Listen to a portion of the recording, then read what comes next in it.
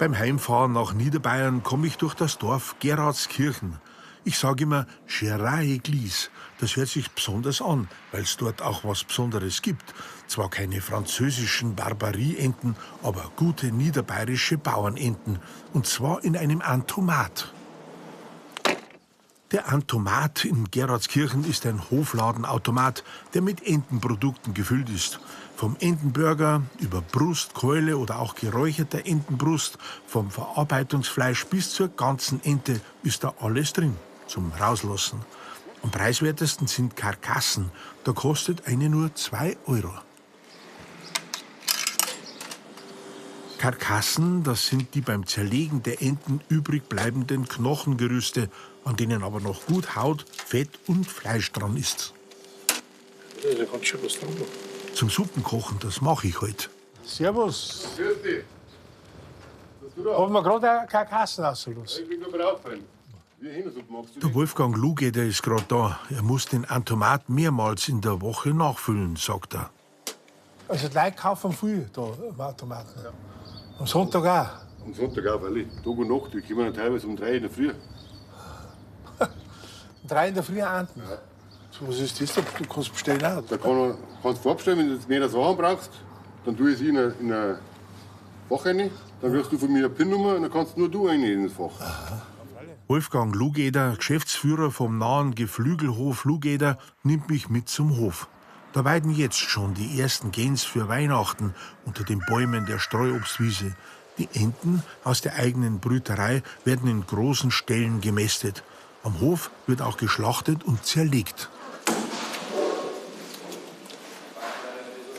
Als das Beste gilt das magerste Fleisch vom Ententier, die Brust. Teile und ganze Enten gehen in den Handel und an Wirtshäuser und auch auf die Wiesen. Die langjährige Mitarbeiterin Annemarie Leserer ist gerade allein beim Zerteilen. Auch die Haxen sind Edelteile. Was nicht schön ist, wird zu Burgern, Grillspießen und anderem verarbeitet. Übrig bleibt's Gerippe, sogar mit den Flügeln dran. Das sind ja unendlich viele Karkassen. Die kannst du gar nicht in deinem Automat verkaufen. Nein, geht das hier? Das Karkassen gehen auch in die Gastronomie. Und die Großhändler, die kaufen auch viel. Die muss auch dann wieder an die Gastronomie liefern. Aha. Und was machen die damit? Die machen Soßen. Aha. Aber so schnell geht das. Das kann ich nicht. Ich brauche mindestens 10-mal so lang. Übung macht den Meister. Ja, wie oft das da schon am Finger gegangen ist, am Anfang oder die ersten Jahre. Ja, Messer müssen scharf sein, gell? Ja. Auch zum Gemüseschneiden braucht es ein scharfes Messer. Petersilwurzeln. Das ist das Aromatischste von der ganzen Sache. Und die sterben jetzt da und weg. Für meine Entensuppen braucht's nur ein bisschen Grünzeug und Wurzelwerk. Zwiebel kommt rein, aber da schneide ich bloß die Spitzen weg und ich lasse beim Zwiebel die Schale dran, weil die gibt nämlich eine schöne Farbe. Da wird die Suppe einfach ein bisschen goldener. Ja, das braucht man gar nicht. Zu Gast sind heute nur Kamera und Tonmann. Die werden meine Suppen gewiss auch probieren. Jetzt habe ich aber noch das Liebstöckel vergessen. Das ist ja das Wichtigste. Das ist bei mir draußen im Gewächshaus. Das Liebstöckel heißt auch Magikraut. Und weil wir gerade draußen sind, schneide ich mir gleich noch den Schnittlauch ab. Der gehört unbedingt am Schluss in jede Suppen. Nicht nur als Garnitur, sondern weil er so gut riecht. Im Schnellkochtopf muss man das Suppengrün und das Fleisch gleichzeitig ins Salzwasser legen. Beim Kochen im normalen Topf kommt das Grüne später zum Fleisch. Ja, da ist noch ganz schön Fleisch dran, gell?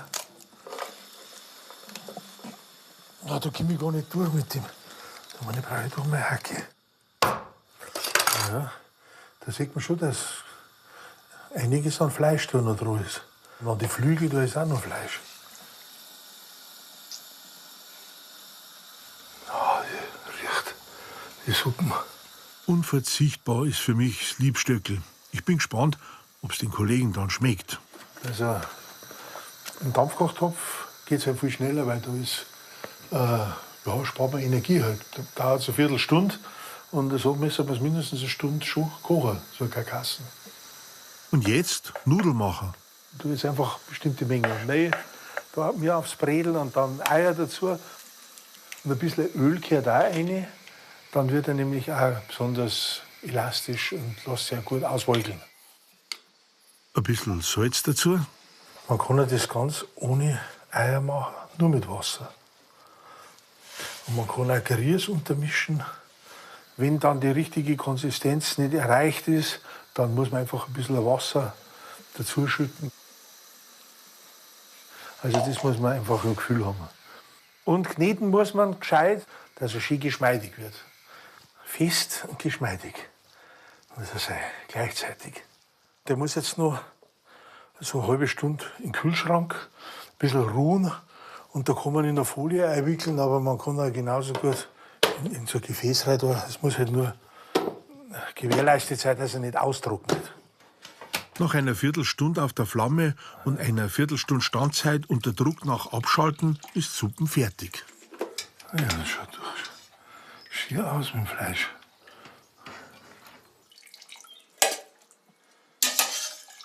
Das Gemüse könnte man auch essen oder pürieren, wenn man eine andere Suppe, eine dickere, macht.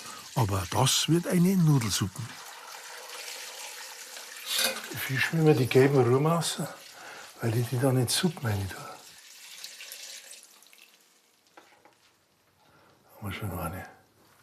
So, das muss jetzt auch noch ein bisschen abkühlen, bis man das Fleisch da ablösen kann. Und da mache ich inzwischen dann die Nudeln. Ja, der passt schon. Schon ein bisschen zart, zäh, aber doch so geschmeidig, dass man dünn auswalzen kann. So schön, wenn man einen Tag so in der Hand hat und wenn man sieht, wie das sich zirkt und dass es immer dünner wird, das ist irgendwie spannend, ob man es hinbringt, ob er genau so wird, wie man es meint. Wenn man jetzt zum Beispiel andere Nudeln mag, zum Beispiel sowas wie Bratennudeln, Bandnudeln, kann man sich einsuppen rein tun. Und magst du Bratennudeln lieber? Und dann, wenn das so war, oder lieber die schmalen? Beide. Wenn, dann beide. Beide, gut. Sind beide gut. Also, ja, das. Aber es sind ja keine Suppennudeln, das sind Suppennudeln. Der Norbert schaut, wie wenn er schon Appetit hätte. Aber es ist noch nicht zum Essen. Riechen tut's gut nach Hühnersuppen in der Küche. Ja, aber an einer Suppenhen wäre mehr dran als am Entengerippe. Aber nicht viel mehr. Man muss ein bisschen aufpassen, dass man nicht die Knochen reinbringt. Die Rippen sind am gefährlichsten, weil da bleibt oft so ein Knöchel drinnen und auf das mag man nicht beißen eigentlich. Aber da, ja, das wird alles weggeschmissen einmal, gell? Hundsfutter, kann man sich gar nicht vorstellen. Schau, was da Fleisch ist. Ja, beim Lohgäder in Geradskirchen machen sie aus übrigen Karkassen auch Hundefutter. So viel Fleisch ist an einer einzigen Karkasse dran, dass man gar nicht alles für die Suppen brauchen kann. In heißer Suppe warm gehalten, kommt es mit den gelben Rüben in die Terrine, zusammen mit den gekochten Nudeln.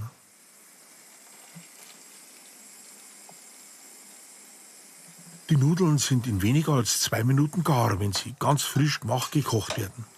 Also für mich ist sie etwas ganz Besonderes.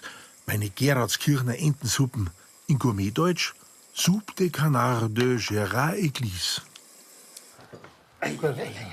Ob's die Kollegen, der Kameramann Jürgen Katzur und Tonmann Norbert Schwab auch gut finden? Und Fleisch ist auch schon drin. Magst du gelbe haben? Ja, bitte. Ja. Unbedingt. Gut. Der Norbert wollte breite und feine Suppennudeln. Ja, warum nicht? Magst du Schnittlauch auch? Gerne. Darf ich drüber? Ja. Das war Lieferl früher. Wunderbar. Dankeschön. Sehr. Schmeckt's? Echt gut. Für 2 €, gell? Und Kann man ein nichts bisschen sagen. Mehl und 2 Ohren. Ja, braucht man nicht. Ja, es schmeckt wie Hühnersuppen. Schon, gell? Ja, ja.